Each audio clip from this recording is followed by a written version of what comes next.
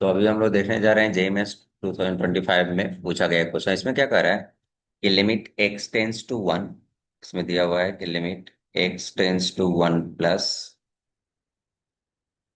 और यहाँ दिया हुआ है वो x minus one into six plus lambda times cos x minus one, और प्लस लिखा हुआ है mu times one sine of one minus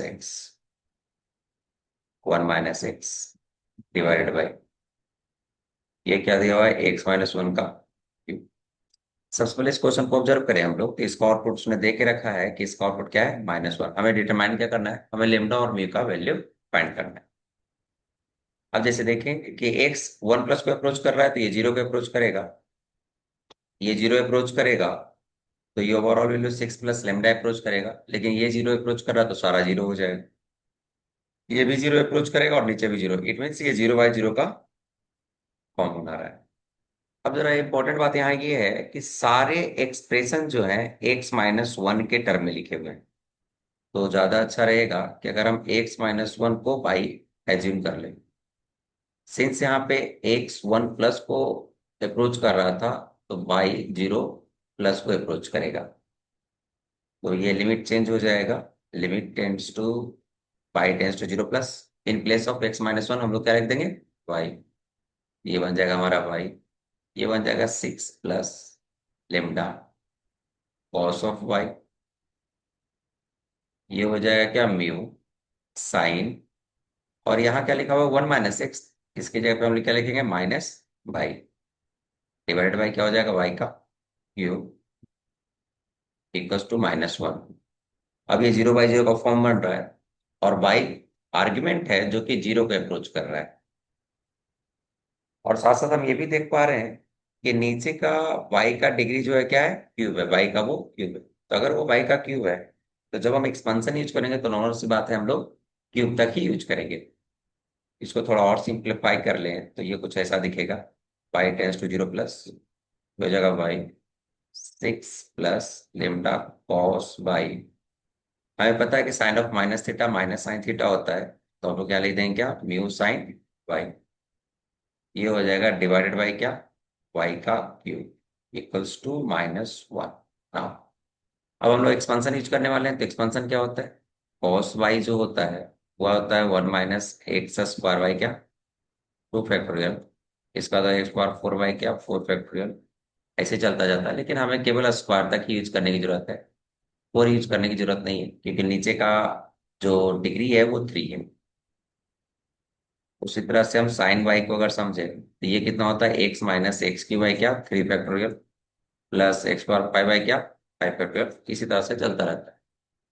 तो हमारा लिमिटिंग वैल्यू क्या आ रहा है कि limit y tends to zero plus, ये हो गया हमारा y into six plus lambda times cos y की जगह क्या लिखेंगे one minus x square by two factorial plus in place of x हम क्या लिखेंगे वाई, चूंकि हम वाई के टर्म में लिखते हैं, और ये कितना होगा बाई बार फोर बाई क्या फोर फैक्टर, इस तरह से चलता रहे। म्यू साइन वाई का क्या लिखेंगे वाई माइनस वाई की वाई क्या फिर फैक्टर, और इसमें बाकी डिग्री की जरूरत नहीं, ये नीचे आ गया। इसके बाद ये क्या है वाई का क्यूब, और इस पूरे का आउटपुट कितना आ रहा है माइनस वन, इस पूरे का आउटपुट हमारा आ जा रहा है माइनस वन।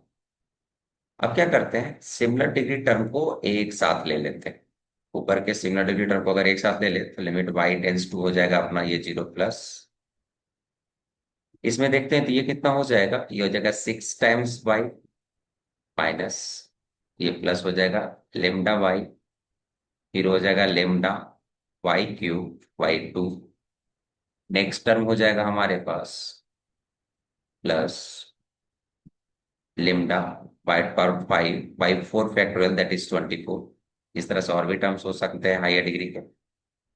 और यहाँ आ जाएगा हमारे लिए क्या, ये आ जाएगा mu times y minus mu y cube by three factorial that is six, इसको डिवाइड कर लेंगे किससे वाई क्यूब से, और लिमिट अप्रोच करने के बाद कितना आना चाहिए माइनस वन। अब इसमें क्या है कि नीचे y का क्यूब है, तो हमें पता है कि अगर नॉन जीरो फाइनाइट वैल्यू चाहिए 0/0 में, तो नीचे और ऊपर दोनों का लोअर डिग्री सेम होना चाहिए। लेकिन y क्यूब से पहले यहाँ y का भी टर्म, वो टर्म कैसा है, तो वो है 6 + λ - म्यू। ये है y का टर्म। फिर y क्यूब कितना है, तो y क्यूब के बारे में सोचे तो ये है -λ/2। और y क्यूब यहाँ से मिलेगा प्लस म्यू बाई क्या, 6। इसके बाद y का हायर डिग्री टर्म भी अवेलेबल रहेगा, उसका अपना कोएफिशिएंट अवेलेबल। और ये कितना हो जाएगा, ये हो जाएगा y का क्यूब। ये कितना आना चाहिए, ये -1 आना चाहिए। अब हमें क्लियर दिख रहा है कि हमें इस टर्म को जीरो करना होगा, क्योंकि अगर ऊपर का लोअर डिग्री कम रह गया तो नॉर्मल सी बात है, आंसर इन्फिनिटी की तरफ अप्रोच कर जाएगा। दोनों का लोअर डिग्री इक्वल होना चाहिए। तो हमें क्या मिल रहा है यहाँ से, एक एक्सप्रेशन तो ये मिलेगा कि 6 + λ - म्यू = 0। एक इक्वेशन ये मिल गया। दूसरा कि अगर ये टर्म पूरा का पूरा जीरो हो चुका है, तो हम क्या करेंगे, y की कॉमन कर लेंगे, ये कैंसिल आउट हो जाएगा। यहाँ क्या बचेगा, y²। और जो भी हायर डिग्री टर्म होंगे उसमें y का टर्म होगा, तो वो सब हो जाएगा जीरो। तो यहाँ से लिमिटिंग वैल्यू कितना मिल जाएगा हम, -λ/2 + μ/6 = क्या, -1।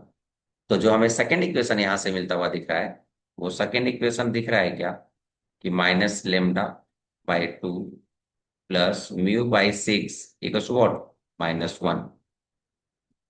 इसको सोल्व कर ले हमें, तो हमें दिखेगा यहाँ से कि -3λ है, और प्लस म्यू इक्वल टू कितना है, ये -6। एक और इक्वेशन हमें कितना मिल चुका है, कि म्यू इक्वल टू क्या है, λ+6। इन प्लेस ऑफ म्यू अगर हम पुट कर लें उसे, -3λ, in place of mu put करेंगे कितना, λ+6। λ+6 ये हो जाएगा क्या, -6। तो -3λ -λ - 2λ, ये हो जाएगा माइनस क्या, 12। Lambda comes out 6। अगर लेमडा है 6, तो म्यू कितना हो जाएगा, 12। म्यू हो जाएगा अपना कितना, 12। हमसे क्या पूछ रहा है वो, लेमडा प्लस म्यू का वैल्यू। तो लेमडा प्लस म्यू का वैल्यू कितना हो जाएगा, 6 + 12, दैट इज कितना, 18। इस क्वेश्चन का करेक्ट आंसर कौन सा है, ऑप्शन नंबर 8।